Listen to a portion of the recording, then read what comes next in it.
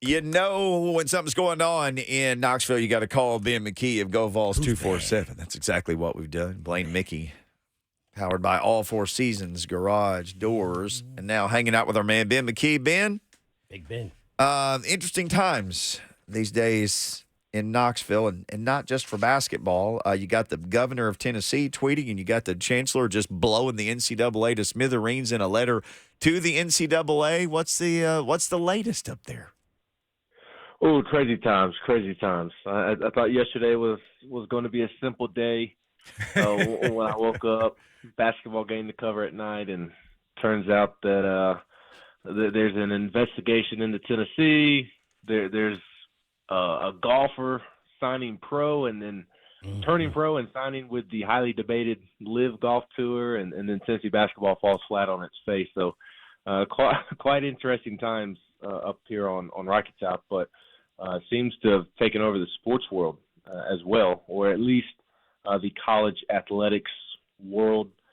There's so many moving pieces to this puzzle that I'm still trying to wrap my head around it, just because it seems like every minute something else is coming out or something else is developing. But the basis of it is the NCAA is investigating Tennessee, and Tennessee has confirmed that they are being investigated, and there's a difference between being investigated and receiving a notice of allegations. That would come later on down the road, depending on what the NCAA finds based off of people they have interviewed on campus.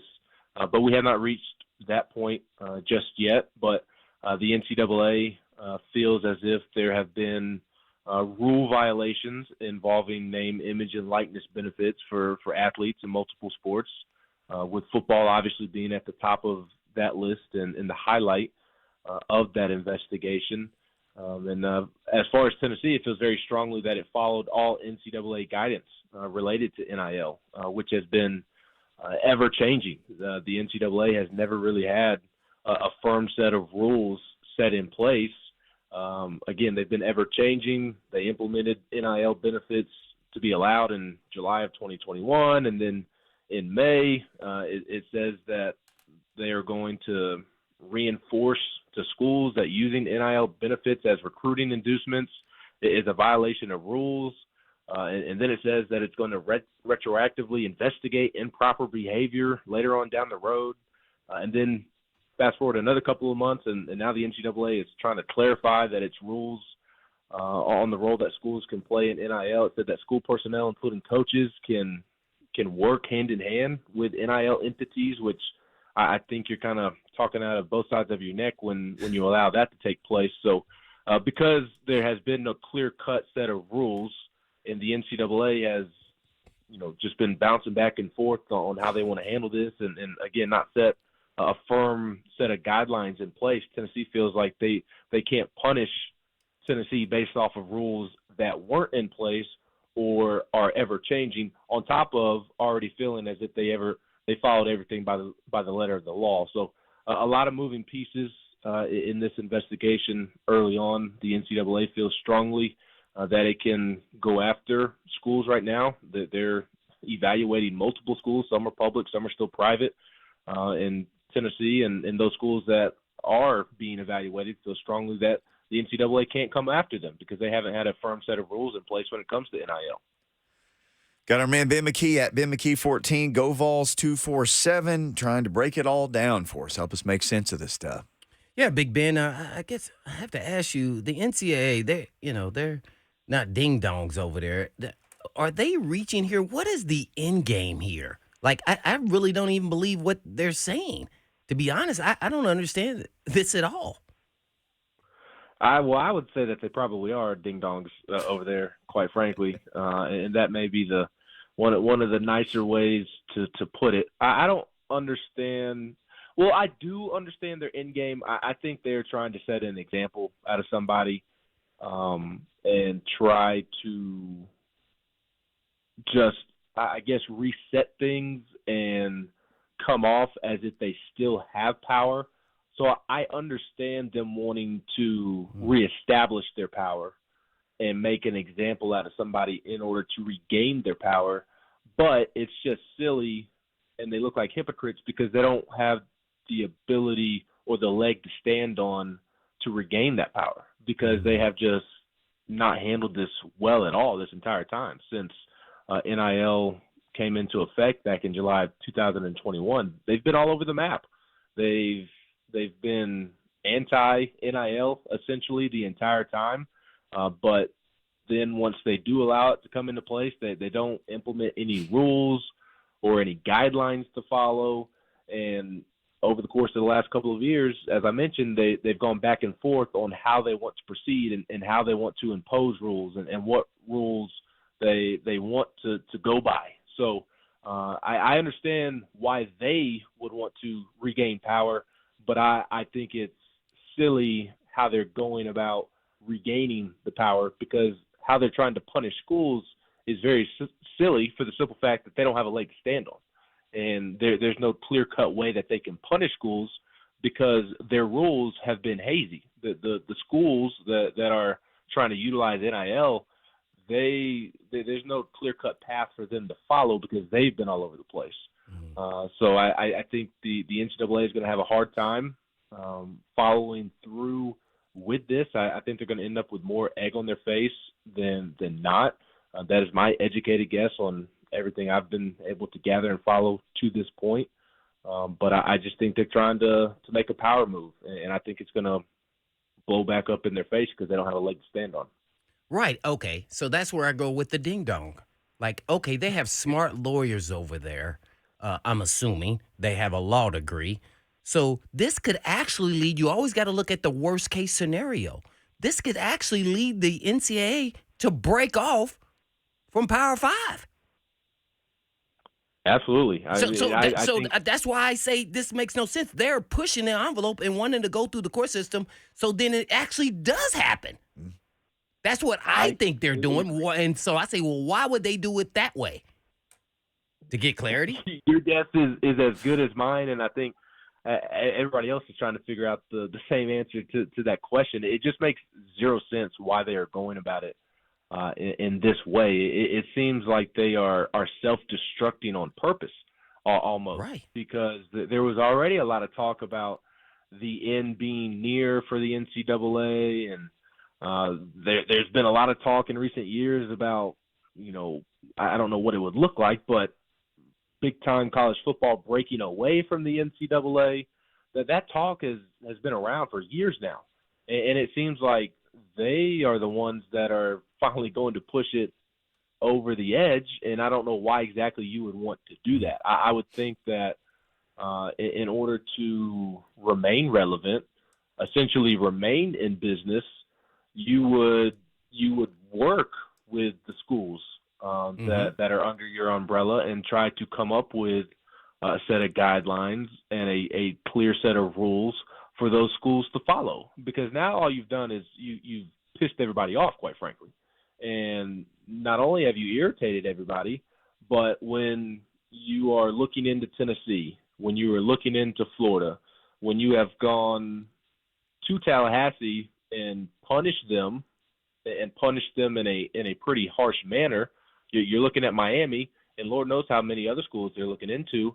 Now all of a sudden you've made all those schools mad, and all those schools are going to band together to fight back against you. And they win, and you lose. Yeah, you already didn't have a leg to stand on. So it's a very confusing game plan, if you even want to call it that. It's very confusing, and it just seems like they are self-destructing, and they are the ones self-destructing themselves. I mean, they can't get out of their own way. Yeah, well, I think they feel like we're going to have rules, or we're going to force them to branch off, and then it won't be our fault. It was the justice system, that did, the governing body that did all this. That's kind of how I feel about it. But yeah, we can go on down to something else that was, I guess, kind of flat too, and that was the basketball game last night versus South Carolina. Oh my! Yeah. Give us your overview. And they look flat, but man, you didn't get anything from supporting cast. Sometimes that works out in a negative light, right? Yeah, that's right. And my last thought on the NCAA stuff was I just don't know why they would want to get that ball rolling down the hill, because that seems like it would be bad for them from a business standpoint, Yeah. and they would just become irrelevant. Mm. So I'm right there with you, my friend. It's all very, very confusing on their end. Just as confusing as Tennessee's performance last night on the court. Dalton Connect was able to get going late, but he just didn't get any help from really anybody. I did think Santiago Vescovi, I thought he showed up and played well from start to finish. I thought he was the only guy really that played well from start to finish. Even Dalton was inefficient there in the first half at times and early in the second half. Took him a while to get going. And I say that on the Dalton Connect grading scale, and by Dalton Connect standards, of course. It wasn't as crisp and smooth as we had seen from him. Yeah, especially those over the free last- throws, man. He would have made like those last 3 free throws. I think that it would have went in overtime. See? Oh, it absolutely would have. And it's been weird to see him struggle at the free throw line the last couple of games because he is such a great shooter, and he's mostly making all of his other shots the 10 times more difficult shots, and then he slows down and has to make those free throws, and it hasn't been working for him. But hard not to appreciate Dalton Connect, because leaving, I guess it was an hour and a half or so after the game, he's still on the court of Thompson-Boling Arena at Food City Center shooting free throws and getting shots up in his uniform. The only thing that was missing was his jersey. He was still in his uniform shorts and undergarments and whatnot. And Jemai Mashak and Josiah Jordan-James were out there as well. But it was just a really tough shooting night for Tennessee. Dalton at the free throw line, although he got it going elsewhere. But he just didn't get any other help than Santiago Vescovi. Josiah Jordan-James continues to be in a shooting slump.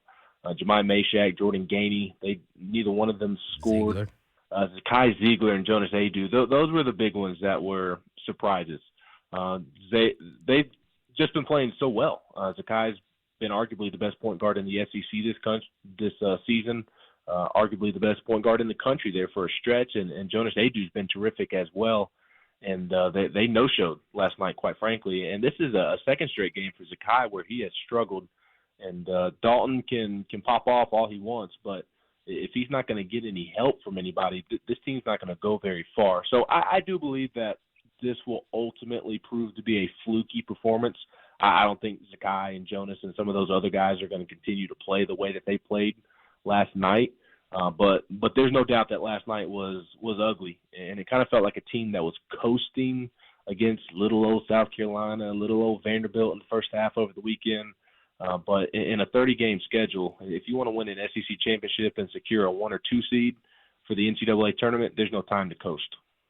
There you have it. Ben McKee from GoVols247. Yes, sir. He never coasts either. We were talking about this the other day. He's only going to be there 1 year. I know there's story left to right for him, but how in the world do you put Dalton Connect? Where do you plug him in, like the history of UT basketball?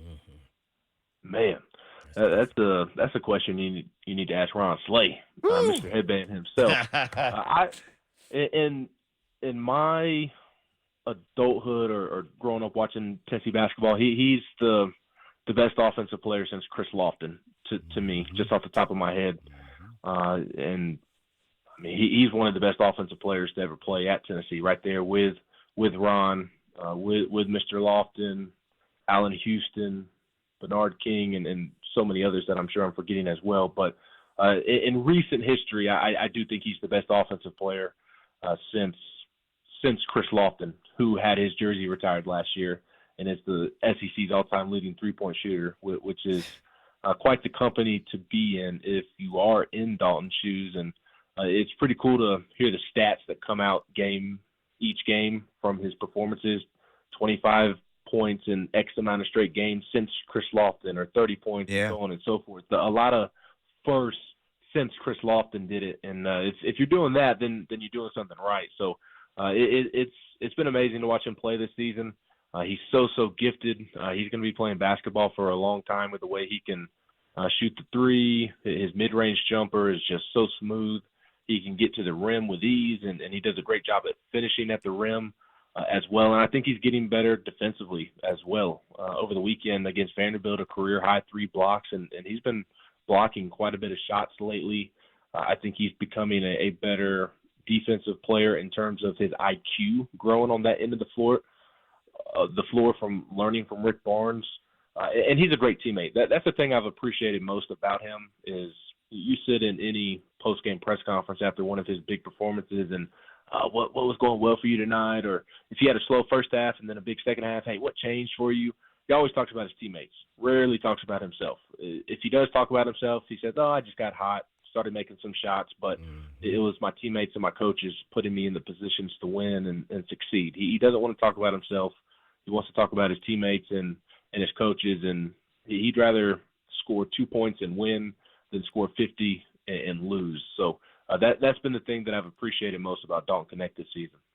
Where would you rank him among Barnes' recruits since he has been the coach there? In terms of the finished product or when he committed?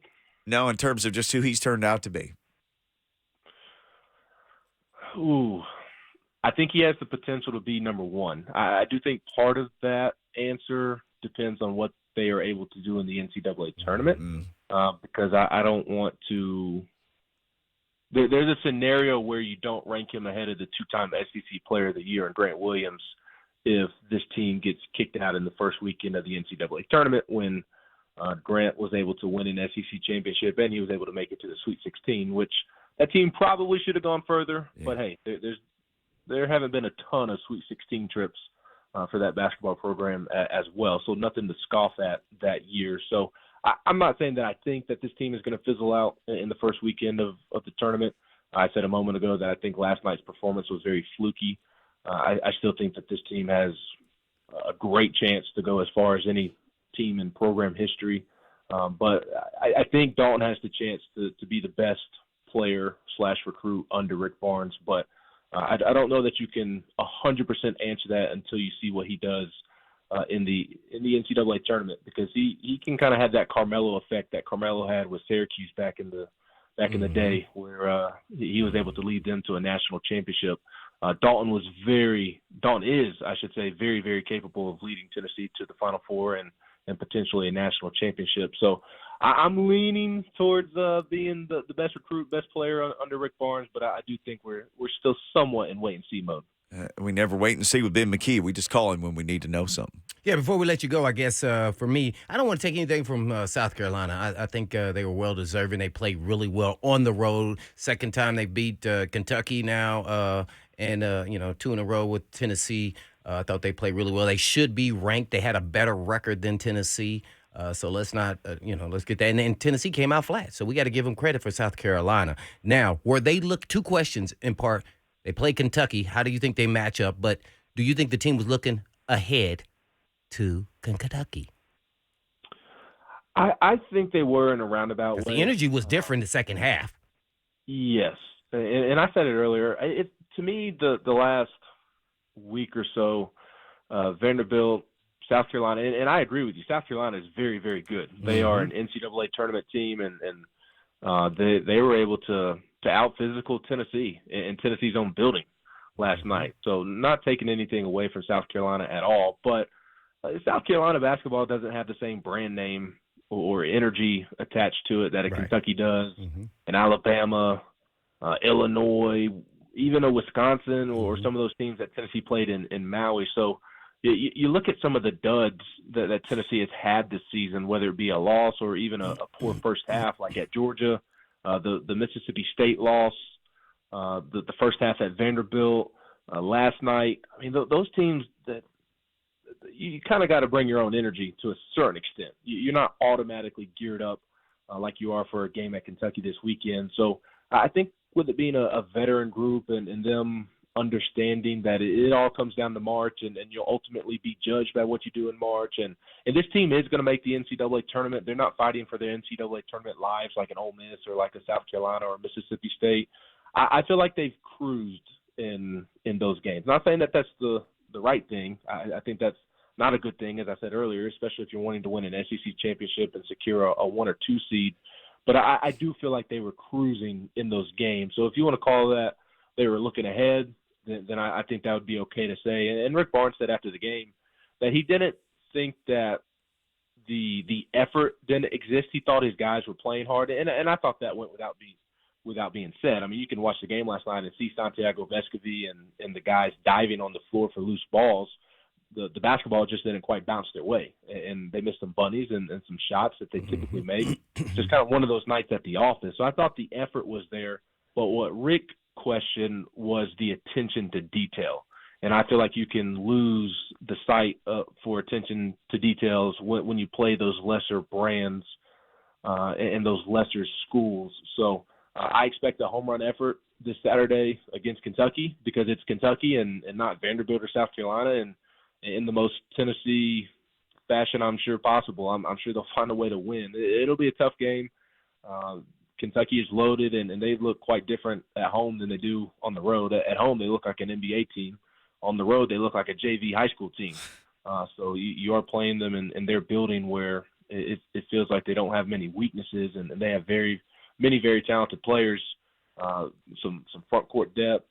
Reed Shepherd and Antonio Reeves are playing lights out, so Tennessee's going to have to turn it up defensively. They left too many guys open from three last night, some really poor switches, and South Carolina probably should have won by more than they did if they knocked down the open threes that they got, but they didn't take full advantage of them. So it'll be a tough contest on Saturday night, but I think these are the games that an older group looks forward to, and I expect a home run effort from Tennessee on Saturday night.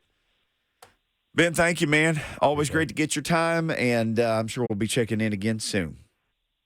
Yeah, appreciate y'all having me on, and hope y'all have a great rest of your week. Yes, sir. You too. At Ben McKee 14 on Twitter. You can follow him there. GoVols247 for all the latest.